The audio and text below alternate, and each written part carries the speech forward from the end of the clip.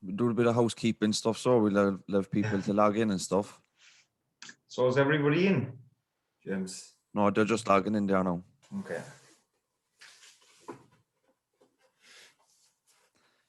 You can see the number of participants in the bottom of the Zoom.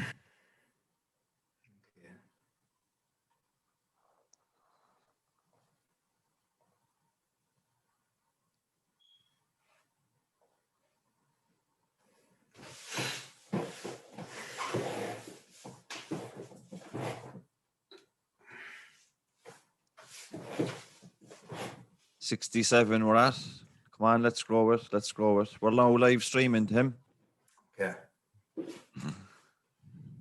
Trying to do a bit of housekeeping, sort of. So whenever we're in there, so we'll just, if anybody has any questions or comments or anything, just throw them into the chat, and if we don't get to them during the presentation, we'll try to answer them afterwards, or as whenever we can, really. So we'll go from there. So James, whenever you're ready. Yeah, and I don't know if we have a hashtag for Twitter, but if we do, maybe Lee or Catherine might put it into the chat for people. So if we can, get a bit of traction online, that would be great. And look, everybody is very welcome to join us. It's an honor for myself and Timmy to come here and launch Let's Grow Together. I suppose who we are, we're both from Knocknaheeny and Hollyhill, and we host a podcast called the Two Norries Podcast. It's sort of themed around social issues and health issues, specifically around kind of addiction and mental health and stuff like that. But we cover topics ranging from anorexia to alopecia to chronic illness, trauma, stress, prisons and psychology and all these things. So it's an honor for Catherine and the team to invite us here. And I know Catherine sits on the board of Cork Simon with myself, and I hope that they'll come on our podcast after us doing this for them, but look, without further ado, we'll get cracking. So Let's Grow Together Infant and Childhood Partnership was established in January 2021 and is built on the success of Young Knocknaheeny area-based childhood program in Northwest Cork City, which has been there since 2015, and that's where we are right now. Timmy's in Churchfield, I'm in Gran. The project is based in Knocknaheeny, but it serves all of the north side. And to get things kicking off, we're going to have a lovely video of some of the smallies connected to the Early Years program above. So if we roll it there, Solly.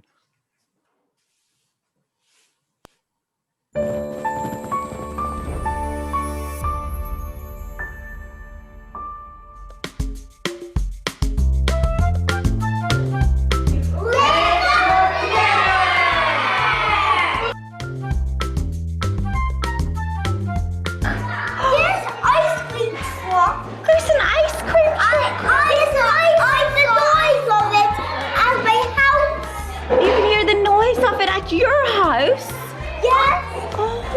I saw ice cream truck. And I was too. No, Kay's my dog. He's my new pet ever. And he plays with me. Does he? Oh, that's super.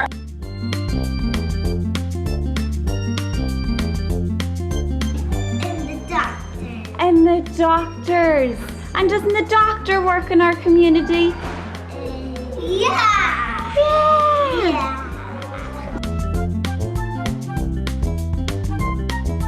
And I got Of the postman. You got post. And what's here? It's Dolly Parton. Dolly Parton. Oh my.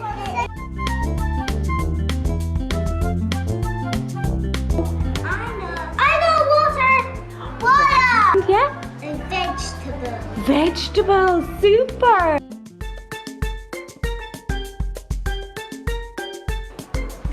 Yeah, there's bees. There's bees. Yeah. Where's the bees? They're up in the hive. They're up in the hive. And there's even queen bee. Oh. Even go dress up as queen bee. Queen bees. Yeah, and they make honey. Do they make honey?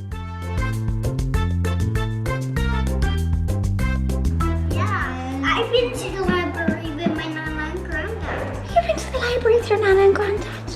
And what did you do in the library? to? What was in the library? Books. Books. Oh, wow.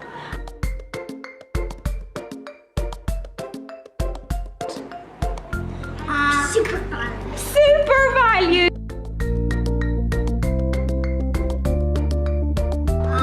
Sleep. Sleep. Well done. Does anybody know what other healthy food we might eat to help us grow? Vegetables. Oh, vegetables. Well done. And what sort of food do you eat here in creche? Vegetables and fruit. Vegetables and fruit. And what sort of fruit? I don't like that. You- I don't want to try it. Oh, you don't I like want to try an apple. You want to try an apple? Yeah, they're yum.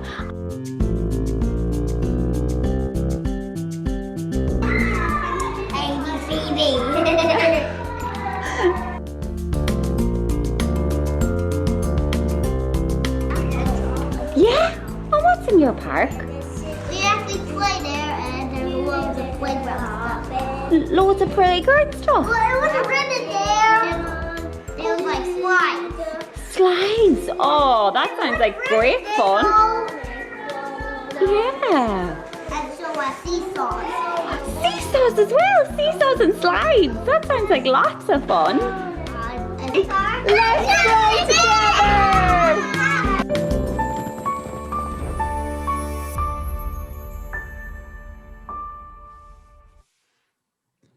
So cute, weren't they, Tim? I Yeah, remember it's- the fella at the start, the young fella at the start, on about the ice cream. Remember years ago, you know, when the ice cream truck would come in, if my mum didn't have no money, you'd say, that's the dirty fella, you know. I wonder do parents still say that today. I was surprised as well they didn't start talking about what helps you to grow and what's healthy. None of them mentioned chocolate there or sweets or anything else. Yeah. No, Yeah. They knew this was going out to all the professionals, Yeah, you see. yeah. Well, look, without further ado, I'm going to introduce, actually, he's a friend of mine, Dave Cashman. Dave is the chair of the board of Let's Grow Together, and he's the principal of South Lee Educate Together. And he's also a fellow awardee of the employment-based PhD scholarship from the College of Celtic Studies, Arts and Social Sciences. So you're very welcome, Dave. How are you keeping? How are you doing, James? How are you doing? Great to see you. You too, you too. Thanks, you too, Timmy. Thanks very much. Welcome, Dave. Thanks a million. Like get cracking. Cool. So firstly, I suppose I'd like to introduce myself. My name is Dave Cashman. I'm the chair of Let's Grow Together Infant and Childhood Partnerships. And I suppose the work of Let's Grow Together involves incorporating, developing, growing prevention and early intervention work of young Knocknaheeny. And I suppose if we go, the brass tacks and division is to, look at our communities that are places where children experience happy, healthy and thriving childhoods that last a lifetime and where no child is left behind. And that is done by working in partnership with everyone that is important in children's lives, and sharing knowledge, skills, resources, and empowering families and enabling children through their relationships and their communities to be nurtured and fulfilled and achieving and learning. I suppose my own experience of the program really was, I started as principal in Sunday as well back in 2015, and at the time young Knocknaheeny was in its infancy too, so we kind of grew up together, and I could see the benefit that the pro-emotional and social strands would have on the children, the language development would have on the children, and I suppose the ability to enable children to form healthy relationships. That's really, really important. And I think, that's what it did for me as a principal of a school and as an educator, was showing me the importance of the first 3 years of a child's life and how relationships that children have with their parents, their caregivers, and I include educators and teachers and SNAs and all the people that work in school staffs and school completion programs as those kind of caregivers. They make a difference in the long-term well-being and resilience of the children that we have in our communities. So I suppose without further ado, I'd like to kind of have a couple of thank yous. And firstly, I'd like to say thanks to Timmy and James. For anyone that hasn't listened to their podcast, I highly recommend it. Not only is it, I suppose, interesting, funny, and you really get a kind of glimpse of what their lives are like, but it's also inspirational in terms of what you two guys have achieved. And like, really, you two of you are absolute inspiration for children in the community to show what you can do when you grow up, so to speak. So thanks very much, lads. Thank you. For hosting. And you know, I know you're very passionate about your community, and it really, really shows in the podcast. But even just by your being here today, it's a huge honor for us to have you here. A few people that I'd like to thank also would be one would be Pat Corbett, who was chair of the formerly Young Knocknaheeny, and put a huge amount of time and effort into the program over the last number of years, and likewise the consortium and the management group that were involved with Young Knocknaheeny over the first number of years of its existence.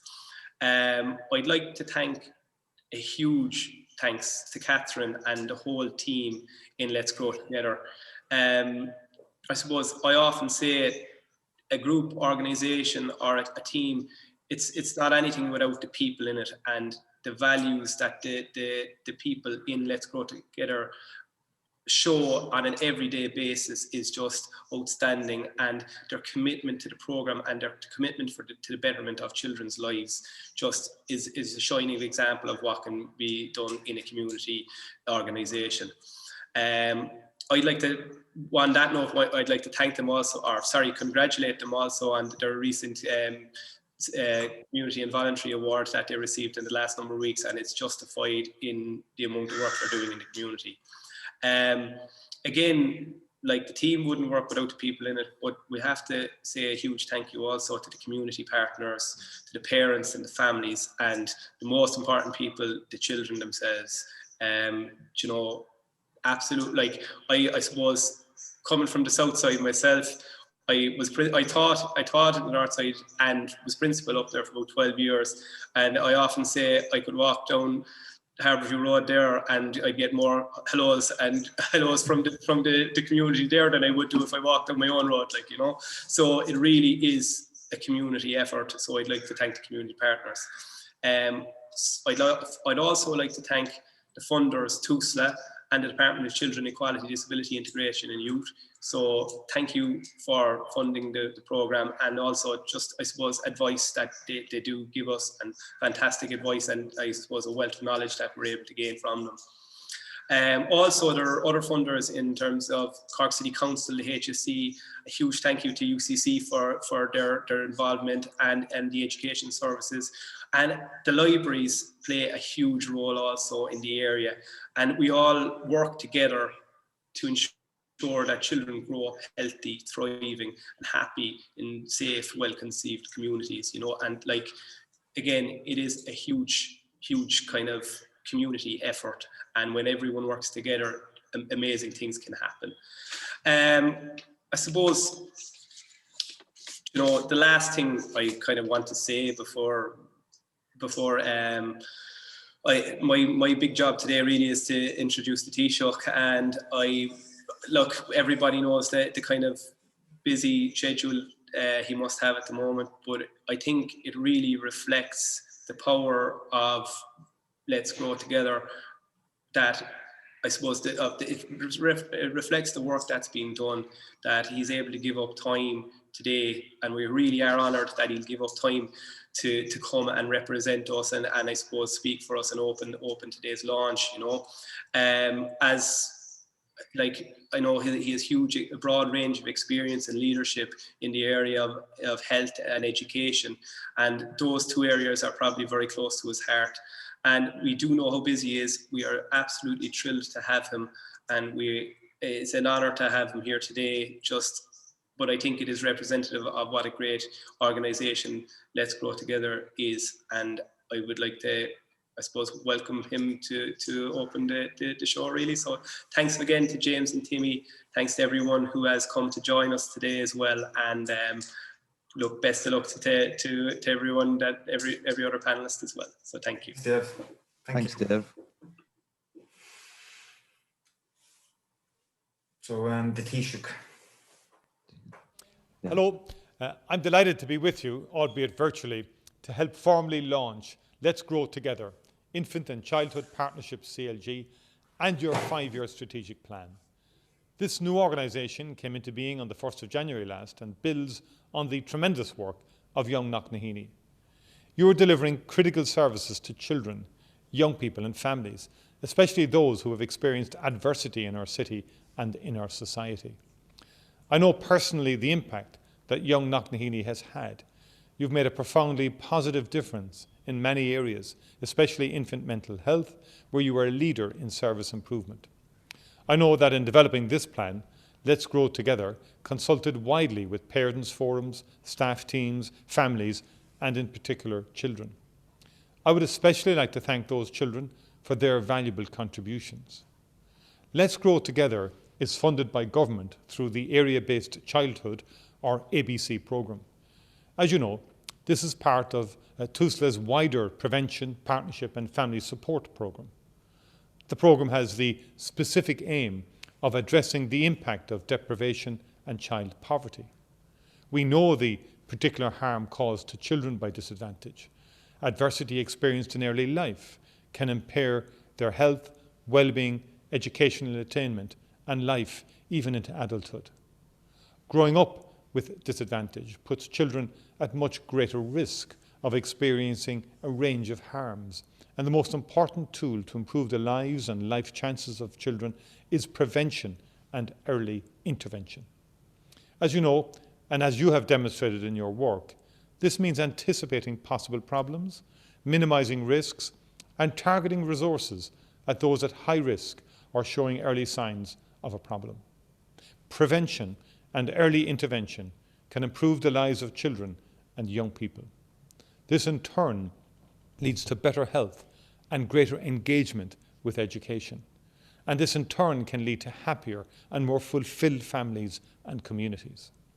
With targeted and sustained intervention, difficulties arising in the lives of children and young people can be resolved before they cause harm or before the need for more disruptive or costly interventions become necessary. The government I lead recognises the value and potential of this approach and the positive results from the work of organisations like yours. That is why, in government, we have developed the What Works initiative to harness the learning from a decade of development in this area. The aim is to ensure we are applying the best available approaches to prevention and early intervention. Your central vision, as expressed in your new 5-year plan, is that our communities are places where children experience happy, healthy and thriving childhoods that last a lifetime, and no child is left behind. This vision is strongly endorsed and shared by the government. I want to pay tribute to all of you working with Let's Grow Together and previously with Young Knocknaheeny for what you have done and what you continue to do to improve the lives of children and young people. Your contribution to our city and our young people is a true public service, and I thank you for it. It is truly appreciated. Good luck in your work and with your new 5-year plan. Gurva Mila Mahagwiv Galer. Thank you, Gora Mila Taoiseach. Maho Goran Taoiseach. That's my couple focal. No, But, he mentioned some very important factors there, you know, about intervention, early intervention with kids, you know, how important it is for them to live a healthy life, you know, particularly around their mental health and behaviours that will help them to grow into healthy adults. You know, I thought it was very good. Even with some of the Let's Grow Together values, they have empathy, integrity, inclusivity, respect, and governance. You know, they're vital in terms of just including everybody within the organisation and showing everybody that they're here to help, which is critical as well. So that is exactly. very And good. one thing that Dave and Taoiseach touched on this, they both quoted, no child is left behind. I think that's important because we might have a perception that a service or an organisation like this is only for families in crisis. It's only for women and babies, but it's not. It's for men too, and it's for families that are very stable, but they just need a little bit of help. Notwithstanding, people have been raising babies fine for thousands of years, but we live in a different society now where we've more stressors And there's no harm in having a little bit of help. Like, no matter what job you do in the world, if you were stacking shelves, or you were a professor or whatever, or a doctor, you have to do some sort of training and education and stuff like that. But people are expected to be able to raise babies just on instinct, you know what I mean? So I think there's no harm to have an organization like this. And something what Dave said as well, what I found funny was he knows young Knocknaheeny since his infancy, but I don't know, did he mean that pun? Yeah. Thanks, Dave, and what an honor really to have on Taoiseach, you know, to address us, and a huge endorsement on the organisation. So well done to everybody involved there. It's a great coup to have Taoiseach involved. And to be fair to him, he takes a lot of flack for various policies, Yeah. but he's always been a champion of young people. So well done to him. So we're going to drive around now and introduce the driving force behind the whole thing, Miss Catherine Harford, whom I know. And look, do you want to jump in there, Catherine? I will, yes, thank you.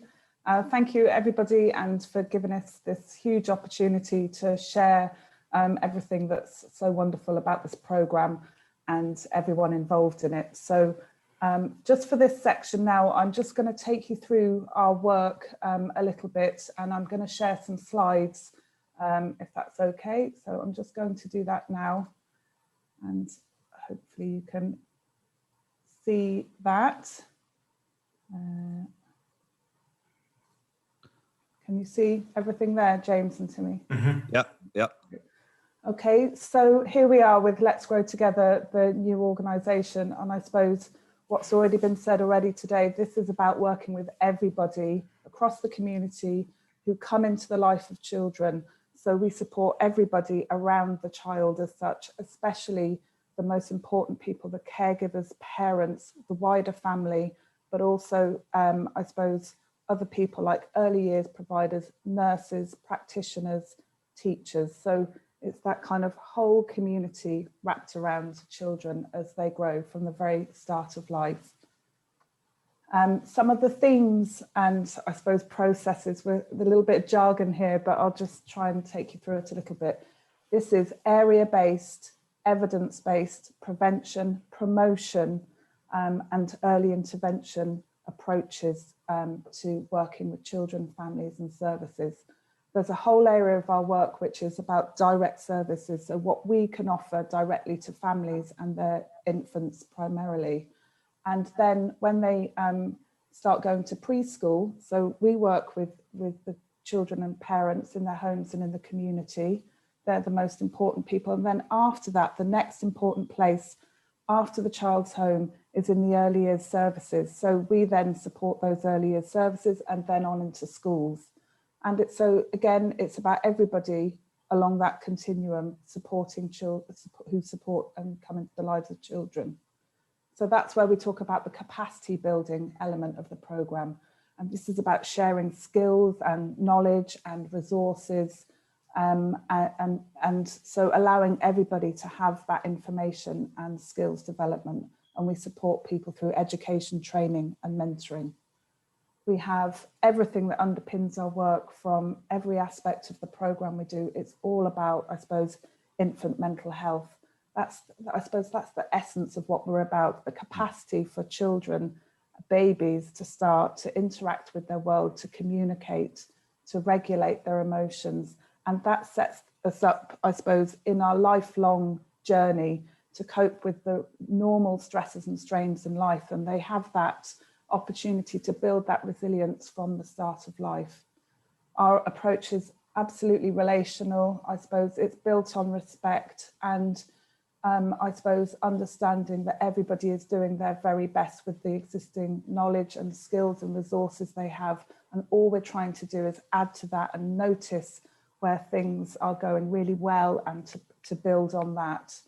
And it's empowering others. So it's not about us. If we weren't here tomorrow, I suppose what was left behind. So we want other people to have that knowledge. The next piece then is around integration. So working in partnership with everybody, as we said, and I suppose there's up to 50 other services and organisations working with us. And I suppose we're supporting change and in systems and practice for children.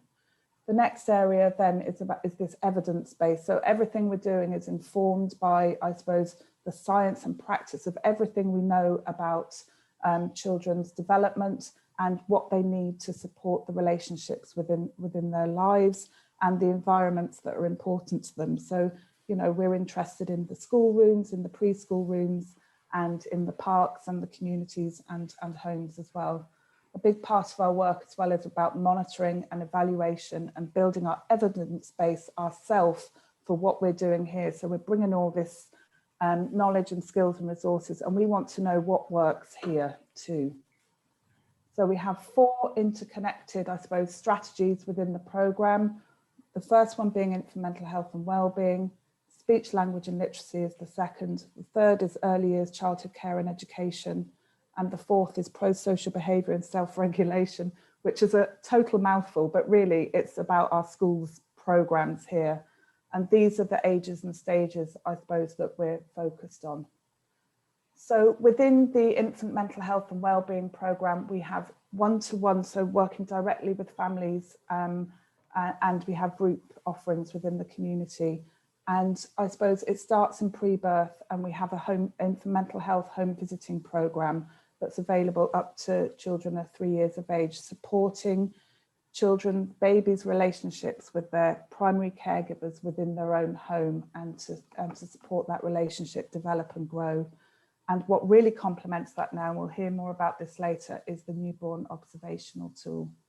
We also provide support to Dr. Louise Gibson's Kidscope Child Development Clinic, which is here in our community.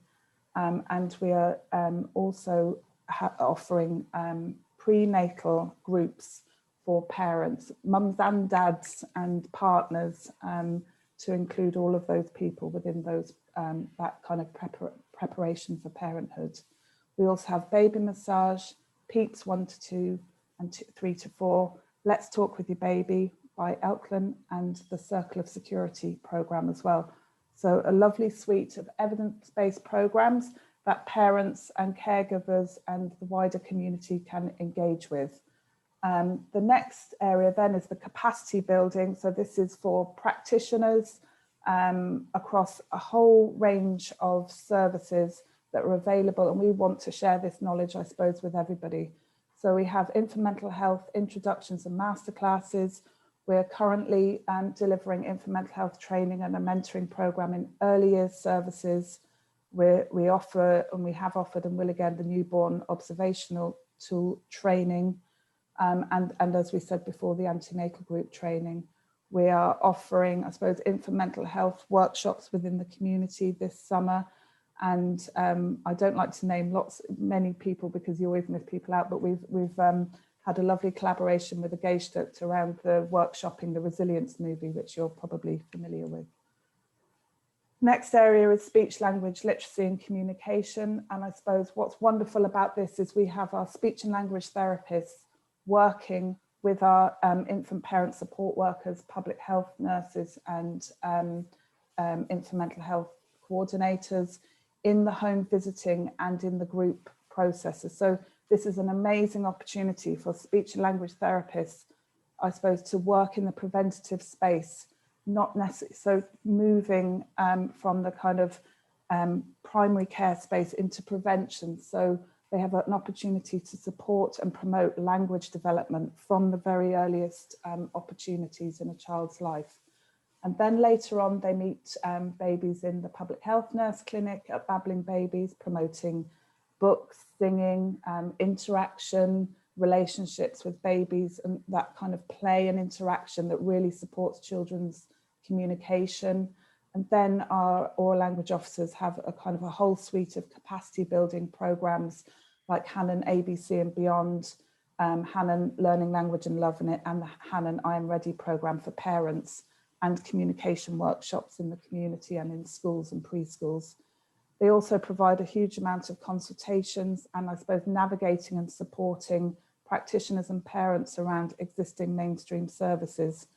And I have a lovely picture of Dolly Parton there because we launched the Imagination Library last year with, I suppose, eligible for 3,000 children in Cork City and County to receive a book a month from birth until the age of 5. So creating a really positive relationship with books, with language from birth. And I suppose we're leading that with a huge interagency partnership group as well. The third area of work is the early years care and education strategy. So again, the environmental rating scale here is used to kind of measure and monitor what we're doing in supporting early years services right across the community. And we offer, I suppose, curriculum training, environmental resources to kind of support and adapt environments.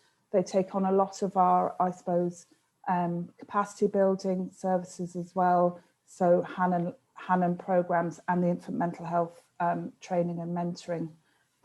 I suppose this strategy is all about empowering and building on, I suppose, early years services commitment to children and the huge value that they have in children's lives after the home environment.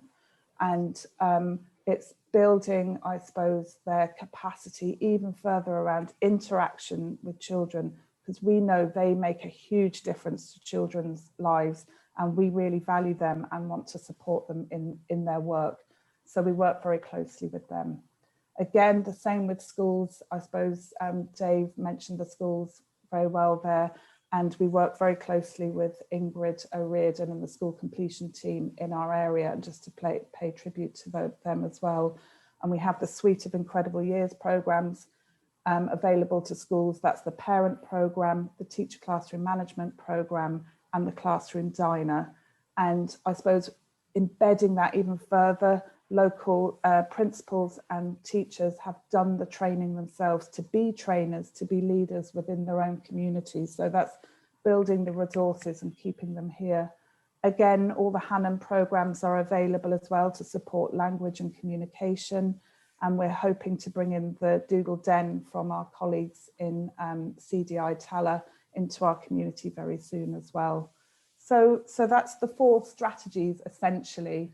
And just to say as well, a lot of what we do, I suppose, goes beyond our own kind of direct area, and we're working across Cork City and nationally around a number of different networks and work groups, I suppose, promoting early intervention and prevention, the concepts of things like play, health and well-being from the start of life, learning in terms of lifelong learning starts at the start of life. And I suppose we're very willing and participants in a number of different, I suppose, forums to support other people's work and our own. And just to acknowledge as well, UCC, who have had a mention as well today, they're our kind of research partners, and we have a group of people supporting us within UCC as well to, I suppose, further develop an understanding of the work, the needs within the community and the impact of the programme. The area-based childhood programme is the programme that we're nationally engaged with, and there are 12 other sites in the country, I suppose, that we have a great honour of, I suppose, engaging with nationally, and that is part of, as Dave said, the PPFS programme within TUSLA. So that's the kind of landscape. The 5-year strategic plan, which the Taoiseach mentioned here, I think it's going live today on our website, really plots our way forward, our commitment and value to including the voices of children within our work and planning, and the voice of all our stakeholders. We're moving into new premises very shortly, thanks to Tua Housing and to the City Council. We're really looking at sustainability and I suppose, the development and growth of the Young Knocknaheeny programme here. So, and underpinning all of that is our new Board of Management, who I suppose have taken on the programme to see it into the future, and they're very interested in, I suppose, good governance. So that's essentially the wider programme. But I suppose at the bottom, I suppose at the heart of all that are children and babies. And I'm going to stop now, and we're going to acknowledge, I suppose, and see some of the babies that were born in our community this year.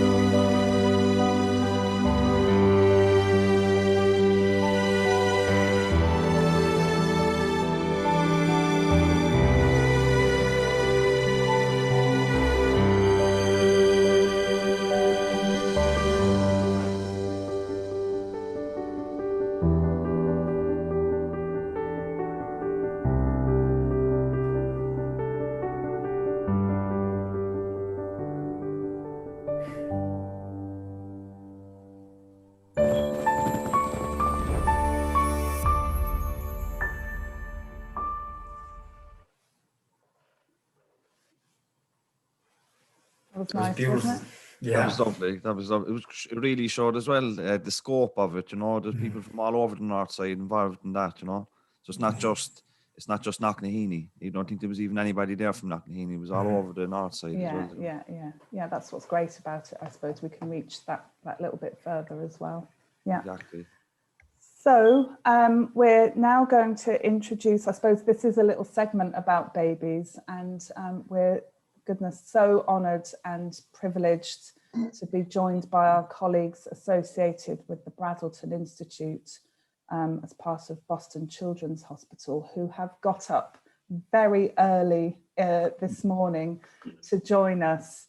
And we have Kevin, here's the panel now. We have Kevin Nugent here, Lise Johnson, hello, and Yvette Blanchard, who we have had an association with, I suppose, over the last few years, and we're so grateful for you to join us.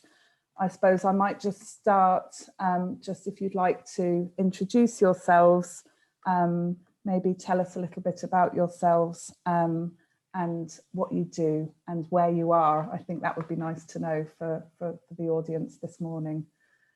Kevin, would you like to start? And maybe like Timmy and James, I'll use my couple of facult. It's more an honore. It's a great honor to be Livsha Lawton. So I'm very honored to be here. And I have to say, having watched everything so far, there's nothing we can add except to say this really is one of the most remarkable programs, most comprehensive programs one could ever imagine anywhere in the world. So I'm speaking from Boston Children's Hospital, Harvard Medical School, with my colleagues Lisa and Yvette. I'm originally from Mullingar, and in fact, this time usually I'll be listening to Brendan O'Connor on RTE, I have to say, normally. But so I have to say, Catherine, we feel very honored to be working with you in this project, have anything to contribution to make, because it's a remarkable project, and it's really our honor.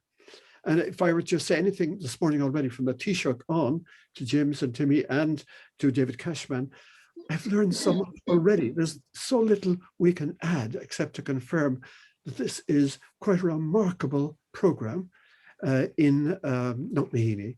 And we just feel very fortunate to be working with you, Catherine. And thanks very much for asking us. Oh, I'm sure we have lots to learn and lots to learn together. There's always a kind of collaboration and moving forward, I think, together. So thank you, Kevin. And for those that don't know, you are the co-founder of the Brazelton Institute as well. And I know that you've mentored and supported so many others in their work. So thank you. Yvette, would you like to introduce yourself? Well, thank you so much. It's such an honor for me to be here. It's like I can't believe my luck that I get to witness this. So I'm Yvette. I'm a French Canadian, but I've been working with Kevin for 30 years now. I've been in the United States for over 34 years. I'm a pediatric physical therapist, and my career has been focused working with infants who are what we call high risk, who are at risk for developmental disabilities or delays. So my whole entire life has been devoted to the service of children who have struggles when they begin, and with families also who may have struggles. And there's one little thing I can say about babies is, and I think you've captured it so much about children, is, you know, babies, we know that babies see, but they also expect to be seen. And we know that babies can hear, but we also know that they expect to be heard. And that's at the essence, at the core of the work that we do at the Brazelton Institute. Wow, that's a really lovely way of bringing it together, Yvette. Thank you. And Lisa, it's very nice to see you. Thank you. Would you like so to introduce much. yourself? Yeah. It's just really so delightful for me to start my day here with all of you. I'm a pediatrician and the associate director of the Brazelton Institute that Kevin heads up. I spend my clinical time at a large birthing center in Boston, getting newborn families off to the best start they can. And then my academic time with the Brazelton Institute, and the Newborn Behavior Observations Training Program. One observation that I just found so stunning to me was the presence and importance of men here.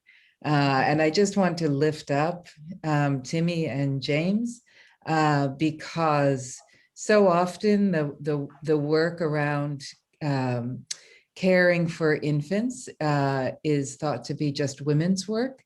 But Timmy and James, I think you lift up the importance of the men in our infants and children's lives. And that's just so important to the health of the community. So congratulations to all of you for this amazing program. I can't wait to meet in 20 years, to meet the young men and women of the next generation, and what your community will look like because of all the investment in the little ones. Yeah, lovely. Thank you, Lisa. Thank you.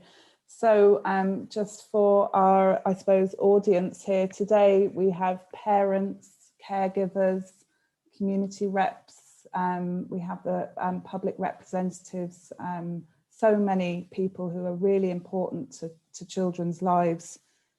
Tell us, Yvette, you touched on it there, maybe we can elaborate a bit more. What is this baby's world? How do they come into the world? What are they searching for? What is it from their view and their world that we perhaps should understand? Well, because babies expect to be seen and heard, they have very, very early on in development, they have intentions, and they develop action plans to execute their intentions. And if we watch closely enough, you can watch a very, very young infant execute that plan. And what is fascinating is that when they actually have accomplished their little idea, whether it's to just reach for a little toy that is within reach, they will look to see if someone saw them do it. So they know when they accomplish something, and they will always look to see if someone has acknowledged it. They may even smile to themselves. They will show you, they're so aware, and they have action plans very early on. So I rejoice in watching an infant struggle with chain links, just a simple toy, and watch what they're trying to do. So the key, I think, is to be in that relationship, in that moment with the baby. And if we see, the baby expects to be seen and heard. So the more I think we can do that, the more they develop their sense of self and their self-esteem. So to me, that's at the core of what I've done forever with infants, is to bring that out to parents, make them aware of the intentions of their infants. Yeah, babies' intentions. And Kevin, maybe you could tell us something. So I suppose I picked up on a quote. I think it was the baby has their behavior is their communication. I think that's what you're saying. So all they're kind of interacting and looking for. Could you tell us a little bit about that? So that they are communicating with us. Yes, I think that for so much of my life, I could never have imagined that a child under 3 who couldn't speak, or a child under 2 had anything to say. But as Yvette said, they have everything to say, but the key issue is trying to understand their language. So every baby wants to be, as Yvette said, to be understood, to know they've got intentions. They have things, dreams. They have hopes. They hope to be loved, to be cared for. They hope for the sympathetic return glance. So from the word go, our research has shown, Catherine, that the baby is, if you like, designed, beautifully designed to interact with his or her world, to interact with dads, moms, parents, grandparents, community in general. And within that creates the architecture of the baby's brain. Mm-hmm. And we believe that indeed the capacity to love, to be kind, to be a leader, to think, are all shaped in these first 2 or 3 years of life. The times when the child can't articulate it, but actually is communicating every single moment of his or her life. And the beauty for us is, and I think as Lisa said, looking at the men here, the dads here, grandparents, our goal is to read, understand, and try to understand what the baby needs and to respond appropriately to that little baby. Yeah, yeah. So Lisa, it's actually, Lisa, it's the brain. There's stuff happening here. Yes. It's to sort of support the brain development, but the brain also has capacity already, you know? Yes, yeah. Every newborn, you know, from the moment of birth and even before is competent. Even the most fragile baby has skills. In the newborn behavior observations trainings that many will be receiving and some have received, you know, I think we think of it it's almost like a language course, right? Where your behavior is the language, and so we're learning the meaning of the behaviors that we see in newborns, and that they demonstrate their competence, and sometimes they demonstrate their vulnerabilities through the behaviors that they show, whether it's a bright-eyed, alert, following a face, turning to a voice, or maybe it's getting a little sleepy or starting to get a little fussy when they've had too much. Learning all those unique signals that babies are sharing with their caregivers, and that if we can understand their language, then we can care more sensitively for them. And that, as Kevin said, in these very early days, all of this development that's happening from that just born, but still competent, still with skills newborn, as they're developing with each hour, each day, each week, each month, all of that development only is happening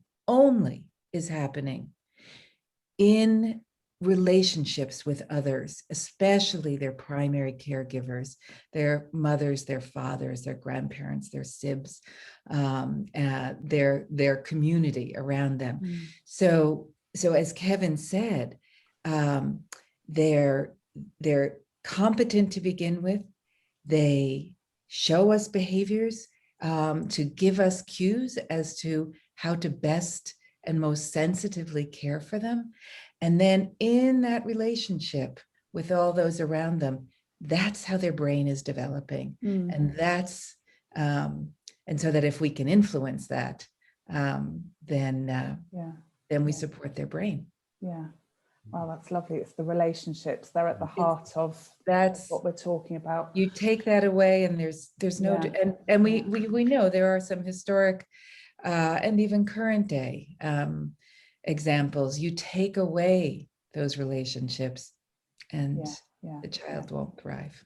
And as a parent myself of 3 young children, and the responsibility of a whole, I suppose, program that supports children's development, I suppose, as a parent, what can we do? And you know, we hear babies' cries. It's not always the dream that is the reality at the beginning, or there's difficult moments, there's fussy moments, we make mistakes, you know, we feel we don't always get it right all of the time. But what is within our gift, I suppose, and what can we hold within all of that to kind of build that relationship? Kevin, do you want to? Well, the first thing I would like to say, Catherine, is that babies are forgiving. They have a goal, but all they want for us to learn from them. So let's say we don't pick up on their cues, we forget or we miss it. The baby you'll be ready to come back and to regain, to enter into the dialogue again. So our goal really is just to learn, to allow the baby to teach us. Our feeling is the baby is our only teacher, not the professional, not the outsider, not even the parent. Our goal is to learn from the baby. So every word, every little frown, every cry, every color change, are all the baby's way of saying, this is who I am, and this is how you can get to know me. So it seems to me that in that task, it's important for us to be available, but I wouldn't, if I were a parent, I'd be open to making mistakes. We have to make mistakes and to learn. And as I said, babies are forgiving.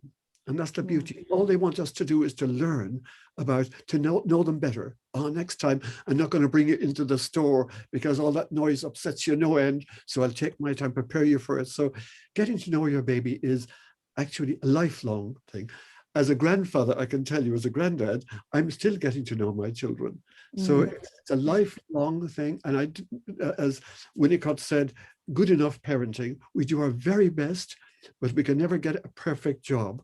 But let the baby be our teacher and our partner. I think that's the thing, Catherine, we feel we have learned a great deal over the years. Yeah. From the babies and So it's If I taking the might- baby's lead. Yeah, go on.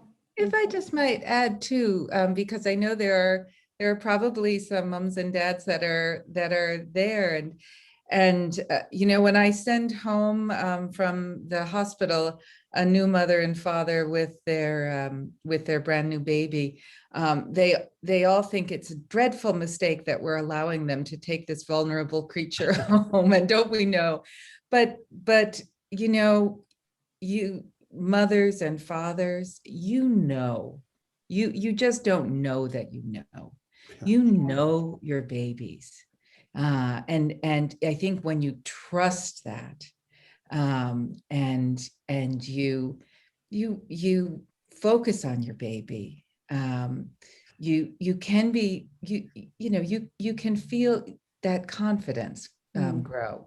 So I think it's as much as there's a whole lot to learn and to teach around newborns, I think it's all equally important to acknowledge that every parent has the capacity and the knowledge that they need. We just need to foster it for them. That's really reassuring. And I just see a question there. I've actually seen the questions coming in now about babies that were born during this pandemic. Yvette, would you have anything to say for parents, I suppose, who may be feeling, you know, that this is pretty an extraordinary time, I suppose, to have babies and to settle back into their community? Is there anything that we should be thinking about, or as parents, in this context? You know, it is about the relationship, and the pandemic has created opportunities for us to rethink our relationships, to reorganize our relationships, to reorganize our priorities. And if anything, that gives more time. You know, it's about the quality of the time we spend together, maybe more than the quantity. And at the core of everything is the relationship that the child has with the key individuals that are around him or her. And I think relationships are as much about attunement and matching as it is about repair, what Kevin talked about, the forgiveness of the child. You know, relationships are made of matches and mismatches, whether they're adult relationships or child-to-child relationship or parent-child relationship. It's just to be to be listening and seeing and hearing what children are telling us. And I agree with Kevin, you know, babies are never wrong. If you go to the baby will always show you the way. But this time of pandemic is a time to maybe look at children, spend time with them. It's the quality and of the time we have with them that matters really the most. Yeah. Thank you.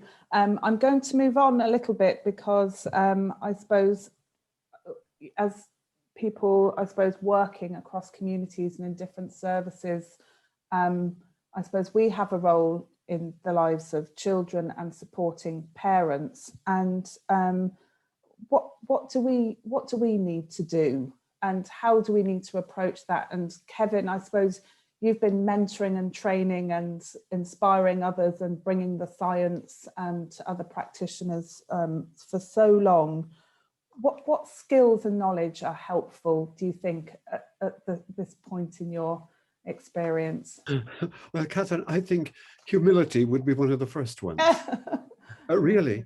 And that working with parents, as Yvette and Lisa said, acknowledging, letting them find their own voice. Let them grow into their own skins as parents and never usurp that. So the last thing I would ever do is give parents advice. Okay. I'd like them present questions, but allow them to come with the support them. And this is particularly true of Ireland now being a multicultural society, that how little we know about other cultures other than our own, how important it is for people from their culture to integrate their own traditional world with the needs of, let's say, modern day Knocknaheeny, how to integrate these and to facilitate that. I think we feel very much that asking our colleagues, professionals, and this is what we've learned from the Knocknaheeny group, they are so willing to listen, so open to learning, and they're really more partners with parents than teachers. So I think one thing, I think my colleagues Lisa and Yvette would agree with me, we feel it's important to pull back from our teaching role and to be much there as co-learners with parents. Say, who is this little baby? And at their side say, what's he trying to tell us? Whether it's a problem issue, but it's together to try to, and as I said, allow the parent, honor the parent to grow into their own skins as parents. And I think that would be one of the primary things. I don't know if Lisa and Yvette, if that is, Catherine, I think that's one of the things we've learned so much about, and that's the humility and listening and being a partner, not a teacher, so to speak.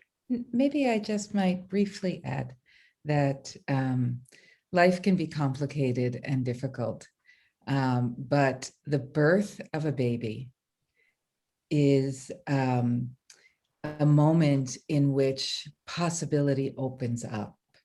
All of the relationships are changing, and that shift, that opening up, is also an opportunity for the next chapter to be as healthy and happy as it can be. So we celebrate. I loved the collage of the new babies, right? We celebrate these moments of opportunity that open up, and that the community around can rally around for the future. Yeah. And just we have James and Timmy back with us, so I know that's kind of a time they might have questions of them, right? I just want to ask Yvette, because we have been involved in the MBO training with yourselves, and we're having another rollout in the autumn, hopefully. So do you just want to talk a little bit about that between the three of you, just to give our audience some understanding of what's happening within that? Kevin, do you want to answer this? I do. Okay. We developed this tool, the Newborn Behavior Observation System, as a way to help parents become more in tune with their babies, to foster that relationship. And it's really between, let's say, baby born at the Cork University Hospital. It's the transition between that moment and going home. So the training we've offered is allowing the practitioners and the clinicians to support parents in this journey from the hospital to the home setting over the first months of life.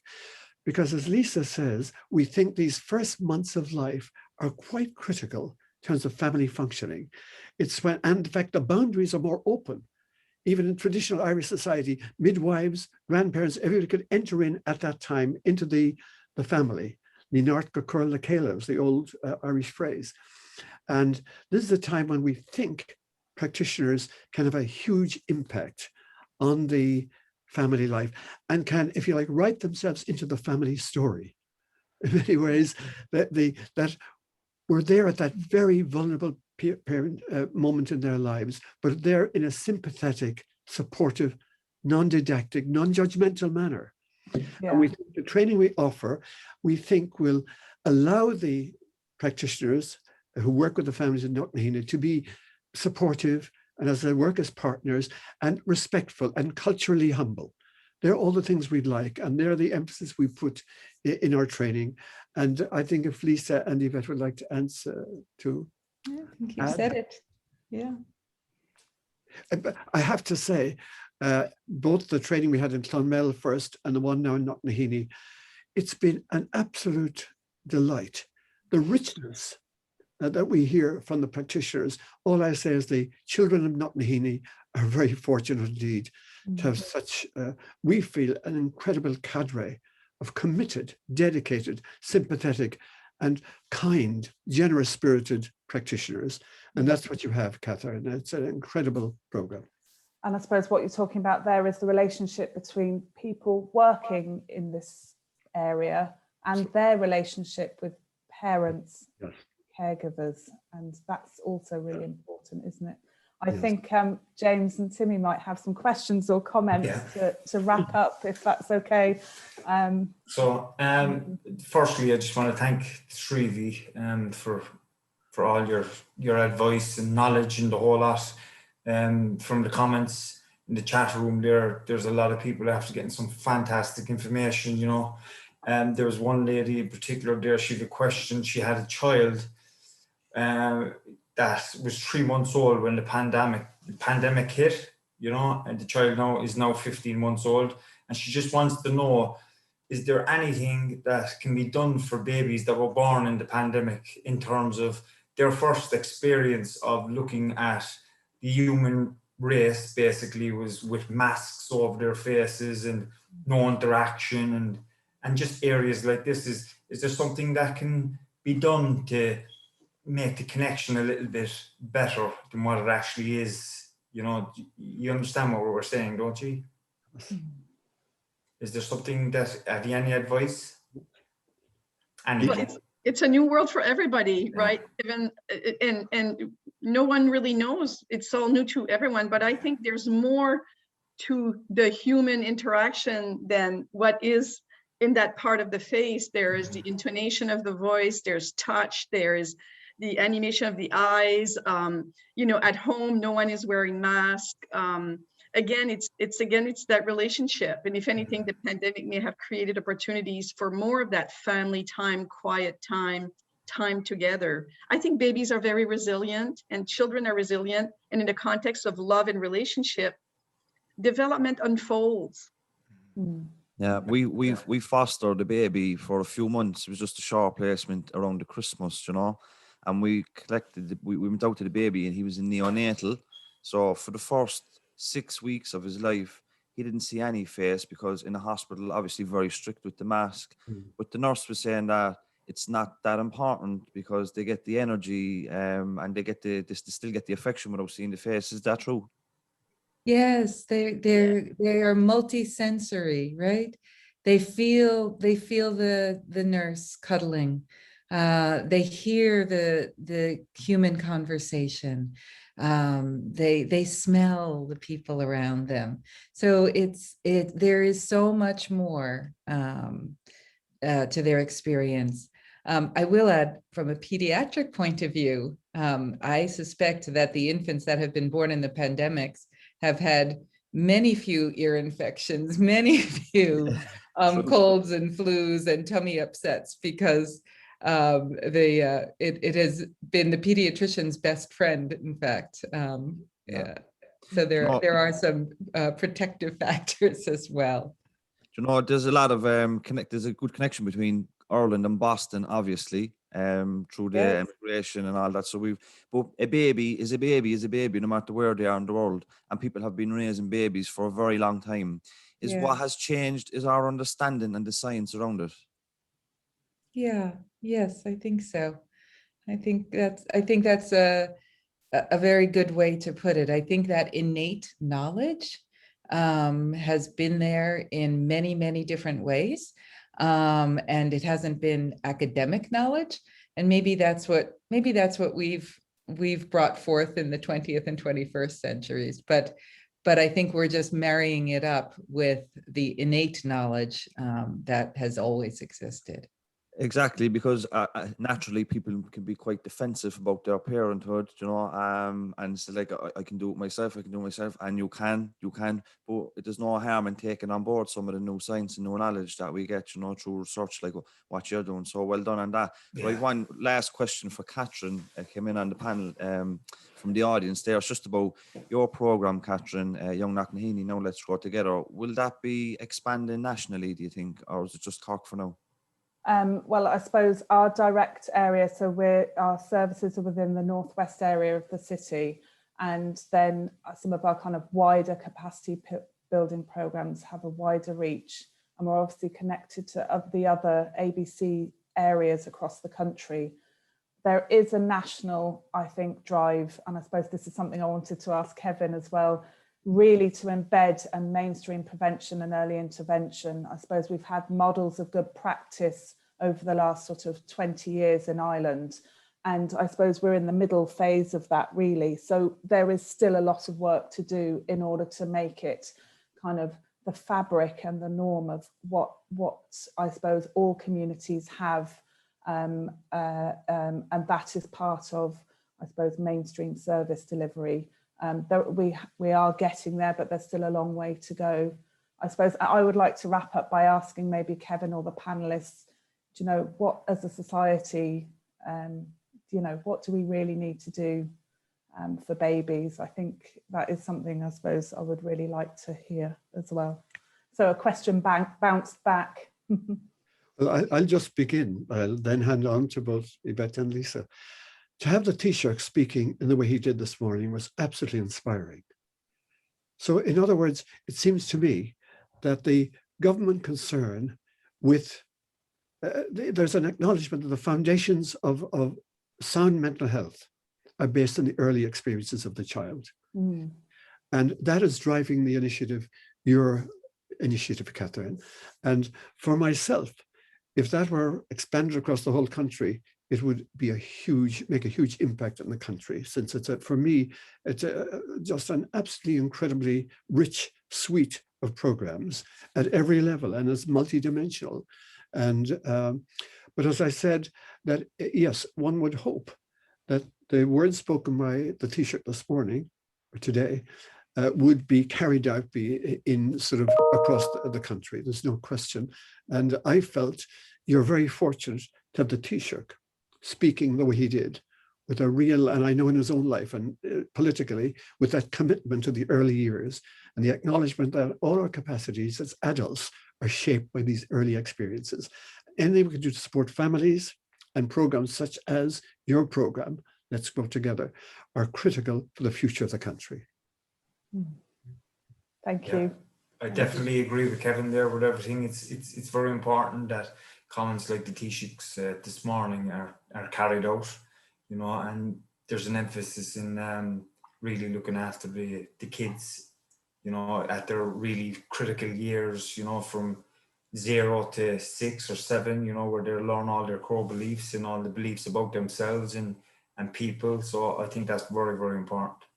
Exactly. So, yeah, and it's something I'd like to say as well is just around, you know, you spoke about, you know, being the humility of the professional when working with the parent, and I can see a lot of kind of a Rogerian philosophy underpinning that, like the individual knows what's best for them, and us as practitioners, and I work in drug and alcohol services in Cork, you know, we never go in like where the experts know, you know what's best for you, and I'll try and facilitate you work that out in the best way I can. So that really is very empowering for the parent and everybody else involved in the process. So look, we're going to have to move it on. I thank you so much for getting up so early in the morning in the East Coast of America and joining us. And Kevin, I know you normally listen to Corkman Brendan O'Connor on radio this morning, but I hope you enjoyed your significant upgrade. I'm just going to be the Mahogany. I just enjoyed this. Thank you so much. No problem. Have a nice weekend, everybody in Boston. Take care, everyone. Thank you so much. Thank you for joining us, Yvette so and Kevin and Lisa. Thank you. So now we're going to go to the parents forum video, where we're going to watch some videos of how the experiences of Let's Grow Together have been working for families that interact with the organization. So Lee, anytime you're ready there.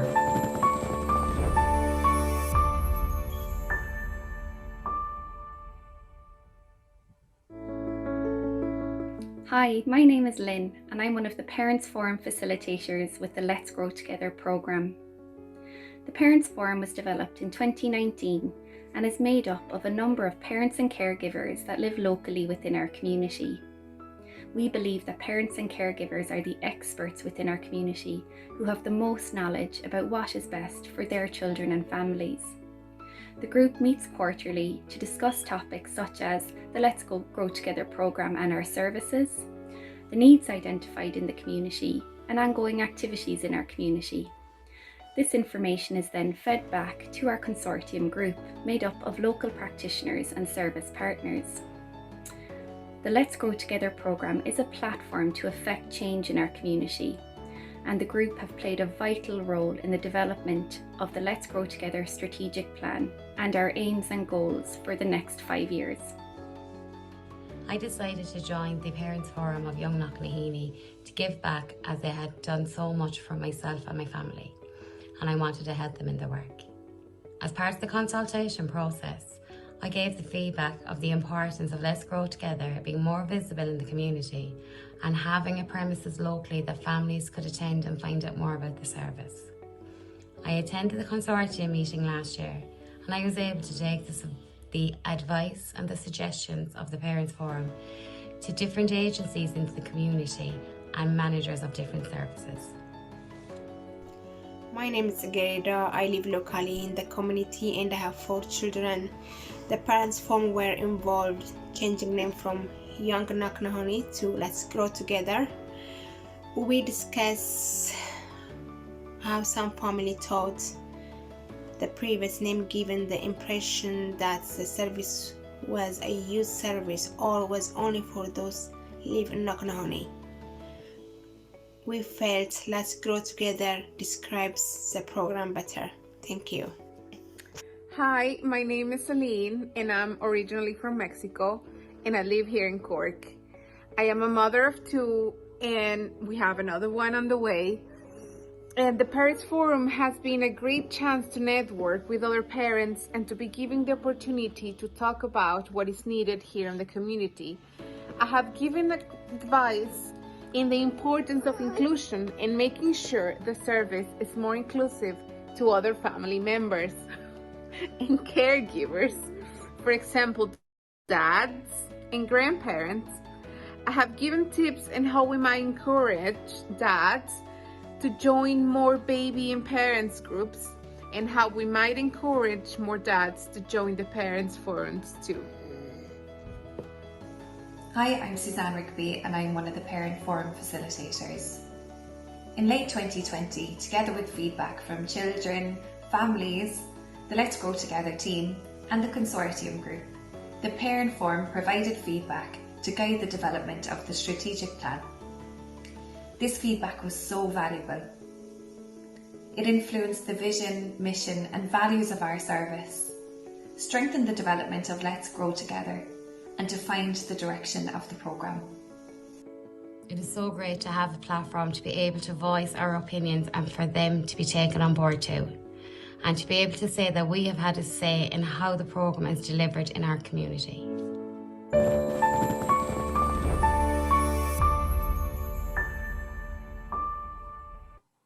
That was brilliant to hear from the families that have been through the programs and now give back. And I like as well the way that document, the Many Voices document that informed the strategic plan, is from a standpoint of nothing about us without us, you know, which is always good for involving people that are affected by policies and organisations and services that affect them. Let them have their say and inform the policy, the strategic plan, and everything that goes with that, you know. So, and everybody spoke so well and looked fabulous, you know. So well done to everybody involved in that video. Up next, we're going to have the CEO of Children's Rights Alliance, Miss Tanya Ward, and she's going to discuss the Many Voices document with us a little bit further. So you're very welcome, Tanya. Good afternoon now. How are you, James and Timmy? Great to be here. I'm so sorry I'm not there in person in Cork, but hopefully I'll get down there soon when all this madness is over. I know. There's nothing like an in-person event, but look, we'll make do what we have, and it's going well so far. So thank God. So, do you want to tell us a little bit about who you are first and the work you're doing? So look, I'm the CEO of the Children's Rights Alliance, and funny enough, I'm in my job about 9 years now. I got reminded by that someone on the board yesterday, and in a positive way, I think. But it's a great honour, to be honest, to be CEO of the Children's Rights Alliance, because it's an umbrella group and it has 100+ member organisations, and Let's Grow Together is one of those organisations, and it's our job to campaign to make Ireland one of the best places in the world to be a child, and we know that one of the critical ways that you can make Ireland one of the best places in the world to be a child is having programmes like Let's Grow Together in the local communities and in rural areas as well. So really delighted to be taking part in today's event. And to be honest, it doesn't surprise me that the Taoiseach wants to get involved in today's event, because there's such a great reputation for this programme. I can see why he'd want to be part of it, but I think it's really smart to have the Taoiseach involved, because you actually need your senior politicians to actually notice what you're doing and to really champion the kind of work that you're doing. So well done on pulling that off. It was a great coup to have the Taoiseach involved, but as I said earlier on, not surprised because he is a champion for young people, you know, so it was great to have him involved. Can I ask out a question just around how do you balance the rights of the child with the culture he may come from? I know, like, sometimes like if you're from a culture that's not of the mainstream, there might be the emphasis on school that there would be in mainstream. So is that an issue that might crop up for you? Yeah, I mean, one of the things that's funny around what children's rights means, I mean, essentially what children's rights, they're effectively special rules that tell us how children should be treated, mostly by the state, but also by their parents as well. So, you know, children have a right to survival and development, and the work of Let's Grow Together is, you know, it's instrumental in providing that for children. Children have a voice, and that voice should be heard. And not only should it be heard, we should be acting on it as well. Children should be treated without discrimination. These are all just really important reminders. And the truth is, one of the things I often really see is that parents are actually the main advocates for their children. There's not this conflict between the rights of the child and the parent. Like, we have a helpline, and the majority of people ringing us is actually the parent or their aunt or their uncle. It's the grandparents who are basically saying something is happening to my child and I need help. I think one of the big things that we see in throughout Ireland is some of those rights aren't being respected, and particularly in the area of education and early years education. You know, it's a real shame that programs like Let's Grow Together are not happening throughout the country, to be honest. There's some regions of the country that are really lucky to have these programs, but others aren't. And one of the previous speakers was saying we need to make these things national, and that's absolutely the key, because we know that what happens in early childhood really matters. And one of the things that, you know, really upsets me actually is when I see the studies coming through. There's one big one that was done, international one that was done, that showed that you could predict whether a child went to university based on their social and emotional skills at the age of 3. I mean, that's pretty shocking. It's kind of showing inequality gets locked in early on.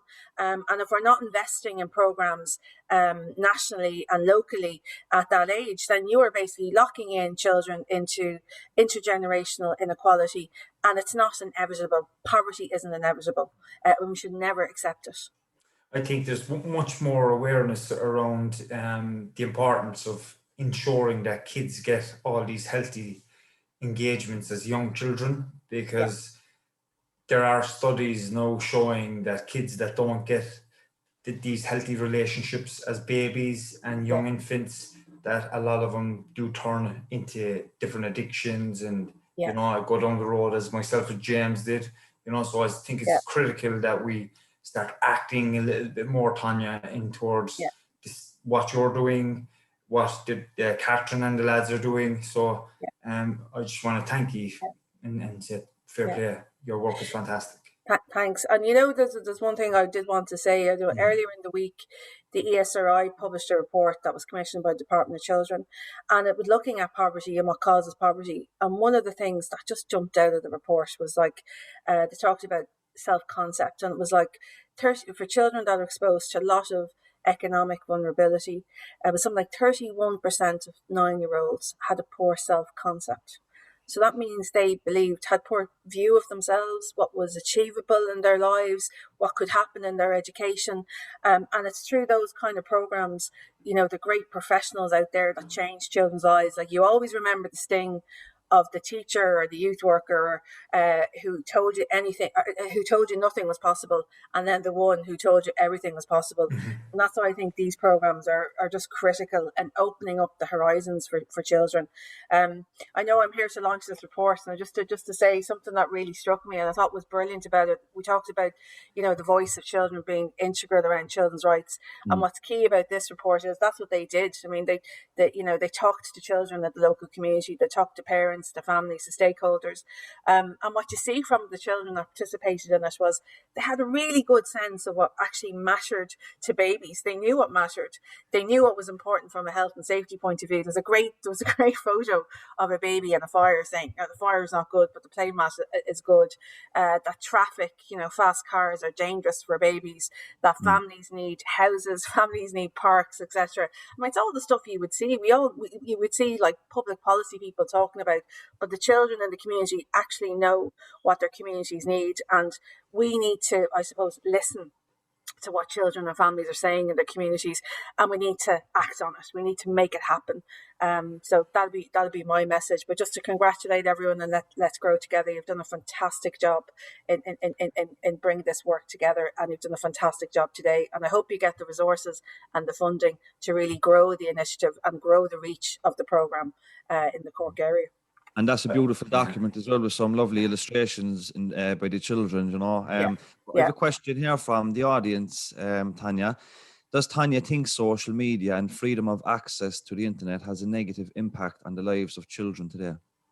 Yeah, I mean, it's a really good question, because the interesting thing that we know is that most children are online, and actually children in Ireland are more online. People in Ireland are more online than in other countries, and that would make sense because we're kind of pretty global ourselves in Ireland. We're a small country. We need to reach out, and more often than not, it's like really incredibly important for children, just from an educational standpoint, for forming relationships, to reaching out in terms of their horizons. But one of the things we know is it's actually quite harmful sometimes for very young children to be on devices and things like that. And we need to get that education out there that actually it can interfere in their motor skills. Not that you shouldn't be educating children about the online worlds, because the younger you start, the better. You need to tool them up early on, because they need to get the best out of it. And unfortunately, we haven't done enough to make the online world safer for children. That's our fault. We as a nation and we globally did not do enough to make the online world safer. So we're going to have to do our job to make it a much safer place for children and young people. But I think there's a real role for us to be educating children to get the best out of the online world, and managing as well, what's possible. Sometimes children can go on to have Instagram accounts and things, and sometimes they can overshare, because you do that as a child, and you do it through your teenage years. But the other thing is, children are all different as well. There was a big study done in the UK where Sonia Livingston talked to children as young as 10 and as old as 17 and young people. And she met like an 11-year-old who was really wily and was talking about Trump and his exploitation of data on the internet. And then she met a 16-year-old that was, oversharing images and information about ourselves. And I think one of the things we need to recognise is, and parents will know this, every child is different. And you need to, some children need a bit more help in trying to navigate the online world, and some children don't. And that's something I think we need to recognise as well. Yeah. Do you know, if let's say like Let's Grow Together is built on the success of Young Knocknaheeny, and it's going to, a benefit of more families. So this is something that, categorically works, and it's evidence-based, and there's a great research behind it and ongoing to linking research to practice. In an ideal world, if you were Minister or Taoiseach or whatever, would there be a similar service in every community available to every family in Ireland? Yeah, definitely. I mean, I'd love to see a national plan, like a mapping of what we have already in the country, because we've lots of programs, and you can imagine other programs probably learning, the good practice that is happening in organisations like Let's Grow Together. But I'd love to see a national plan where we're getting to all the children and young people and the families that actually need programs like this. I mean, one of the things about the child poverty statistics is half of all children in poverty are actually in rural Ireland. When we think that they're in urban centres, and we know that they are, and those families that are struggling, it's with like housing costs, it's often low pay. All these things are really affecting families' ability to parent, and it's making life very stressful. So having these kind of programs is going to make a huge difference. And look, I'd love to see in a 10-year period, if the ESRI did another study, that you wouldn't see a stark stat saying 31% of 9-year-olds had a poor self-concept. I mean, it's unacceptable in our country that that's actually happening for our children. We should be seeing children believing that anything is possible and having a positive self-concept at the age of 9. That's what we should see happen. So we need to get behind, I think, we as advocates, politicians, government agencies need to get behind organisations Let's Grow Together and get the resources in there and get it rolled out nationally. Yeah, you bring up a good point there around, varying levels of disadvantage. And in my old job with Cork ETB, we would have funded youth services, and a lot of the youth services traditionally was funded based on the deprivation index of the area. That was like a key indicator of they need a youth service. But in this day and age where you have very high rents, you have very precarious work, both parents are working, struggling to pay the mortgage, you have children in what look like very middle class areas, very affluent areas, with that in dire need of services that traditionally wouldn't be funded. So there is a case that, definitely in working class areas like where we're from, it's needed, but it's needed for everybody as well. Yeah, that's right. I mean, I'm from a working class area like yourself, and like we never had anything like Young Knocknaheeny or Let's Grow Together. And I saw children all around me that really could have benefited from those interventions.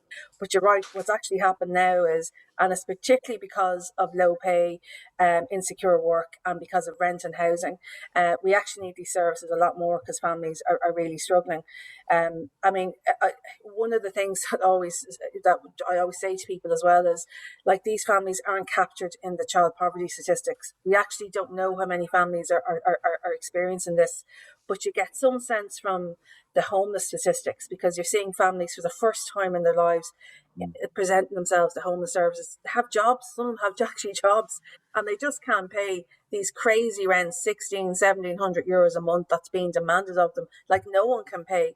But the thing that is really worrying is it does mean what people generally do is they don't put food on the table, or they scrimp at what they put on. Parents don't feed themselves is generally what actually happens, or they have to feed their kids poorer food, and that impacts children's just their growth. And like we have a lot of children experience obesity in Ireland, and that's a key factor. If parents don't have enough money to pay for good quality food, that's what you're going to see.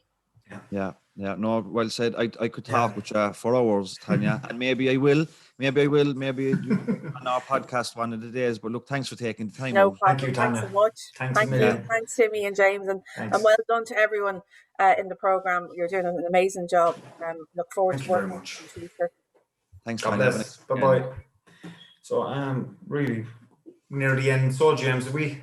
Yeah, we're nearly there now. Yeah, It's after been a great event. Yeah, so we just want to thank everybody for their comments. There was a lot of fantastic comments there, and they were very relevant for a lot of the guests, and everybody that took part, all the participants, and everybody that set it up. They did a fantastic job, and the content was amazing. And let's not forget, the important factor here is the launch of Let's Grow Together. And may it really, really kind of flourish and help those that really need it within the communities in Cork and beyond. So and I just echo what Timmy says. Well done to Catherine and that whole team she has behind her. Well done to everybody for the support that you give, including government and NGOs and various charities and a whole network of organisations that pulling in the same direction. And it's a privilege for me, Timmy, to be asked to do the launch. Because it's an organisation that we really respected, and continued success going forward built upon the foundation of Young Knocknaheeny. So well done to everybody. Well done, Catherine. Thank you. Thanks to Taoiseach again and everybody else who contributed to the panel. And we're going to finish up now with a beautiful montage of some of the artwork that was sent in. It was a competition, but I don't know was their winner picked, but my winner anyway is the child who drew the Reservoir Knocknaheeny, because that's our logo, and all that art is on display in the Holly Hill Library. So go over and check it out. It's absolutely fantastic. And look, with that, we'll finish. And thanks to everybody for attending. God bless. Sinead.